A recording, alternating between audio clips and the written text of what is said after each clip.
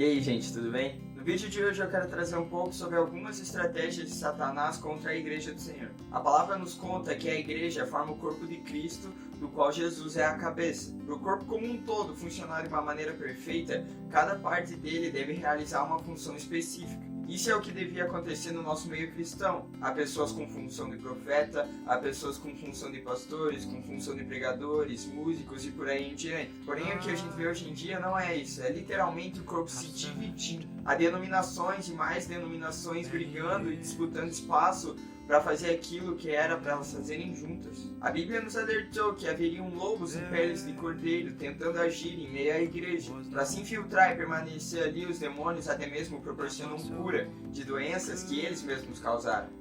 Eles proporcionam milagres sobre situações em que eles mesmos causaram um problema. Há heresias e há mentiras sendo pregadas nos púlpitos e a gente não enxerga. Onde a igreja errou, como que isso aconteceu? Pois se levantaram falsos cristos e falsos profetas e apresentarão grandes milagres e prodígios para, se possível, iludir até mesmo os eleitos. A melhor tática de Satanás é se infiltrar parecendo um de nós. Para isso, ele tem que se apresentar de uma maneira amigável. A maneira convidativa de Satanás se mostrar não é vermelho com um chifre e um tridente na mão. 2 Coríntios capítulo 11, verso 14 mostra que ele pode se apresentar como um anjo de luz.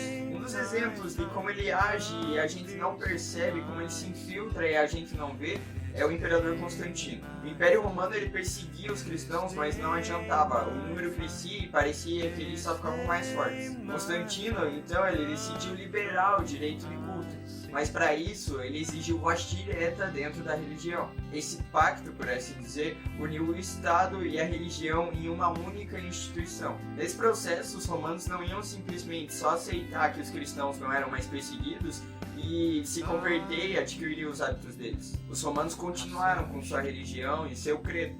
Então o que aconteceu é o que a gente chama de sincretismo religioso. Sincretismo significa mistura. Entraram práticas pagãs dentro do cristianismo. Começou a haver a adoção de relíquias, a veneração de martírios e de santos. O cristianismo, como uma promessa de livre culto, tornou-se uma instituição idólatra e com práticas anticristãs. A tática de Satanás é exatamente a mesma do cavalo de Troia. Em alguns momentos da Bíblia, a imagem da figueira representa a religiosidade judaica. Em Marcos capítulo 11, a gente tem a passagem onde Jesus amaldiçoa uma figueira. A figueira é uma árvore que, quando tem folha, tem frutos.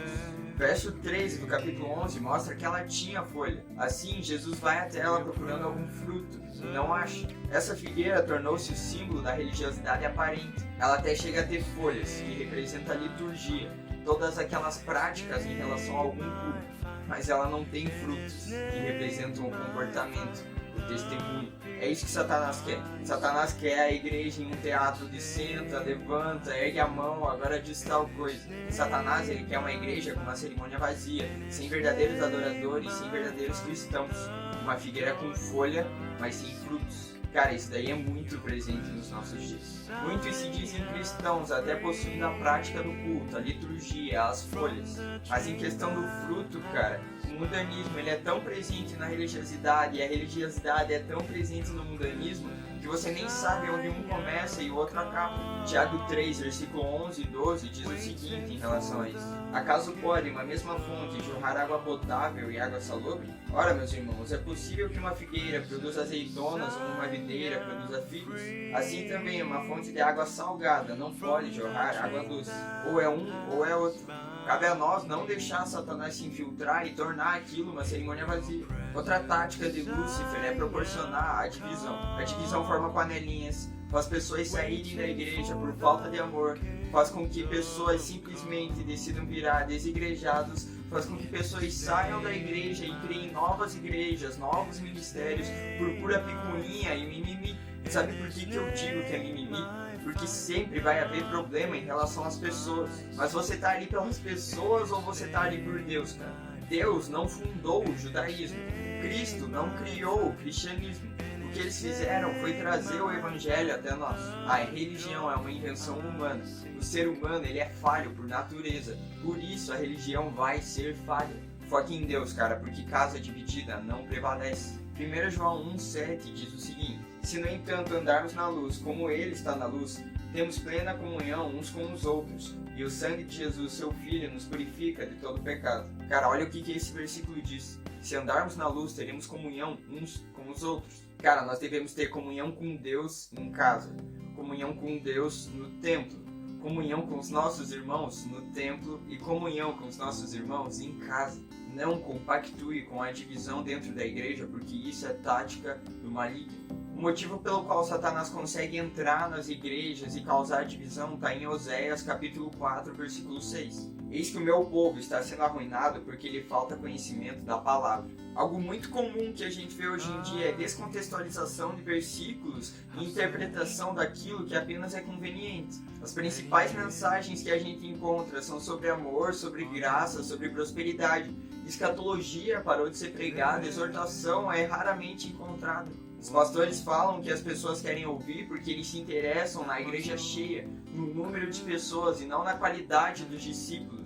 Cara, quem faz isso, por mais que tenha seguidores, não está salvando ninguém, porque ele está pregando um falso evangelho. O conhecimento é o estudo da palavra de Deus, cara. Como eu já disse, homens são falhos, mas esse evangelho aqui não é. Cara, esse é o único livro do mundo que, independente do lugar onde você esteja, você pode pedir ajuda pro autor. Cara, para ajudar você a entender isso, eu quero contar um testemunho de um pastor americano. Um dia ele foi visitado por duas pessoas que eram testemunhas de Jeová. Ele convidou elas para entrar e começou a contar vivências dele, testemunhos dele por meio de oração, por meio da leitura da palavra. Cara, os jovens ficaram incomodados e decidiram sair. Ele foi junto com eles na rua porque ele não tinha terminado de contar o que ele queria contar. Um dos jovens bravos então pergunta: quem que é você, cara? Você é um desses pentecostais? O pastor ele responde: não importa quem eu sou, mas importa que eu leio e cumpro o que a palavra de Deus diz. O testemunho de Jeová rebate falando que esse é o problema dele, que ele não pode entender sozinho a palavra de Deus, que ele precisa de alguém, de um líder para explicar para ele.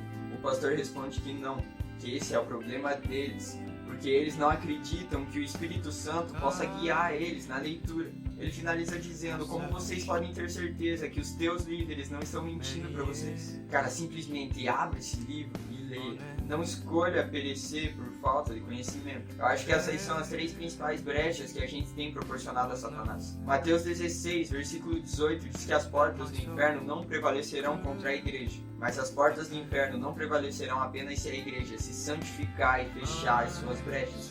Lucas 10:19 diz: eu vos tenho dado autoridade para pisar em serpentes e escorpiões, assim como sobre todo o poder do inimigo, e nada, nem ninguém vos fará qualquer mal. Porém, a igreja só vai ter essa autoridade se ela se santificar e fechar as suas brechas. Sem cerimônias vazias, mas verdadeiros praticantes. Sem divisão por causa de denominações, mas união em prol do evangelho. Nosso Deus é um só.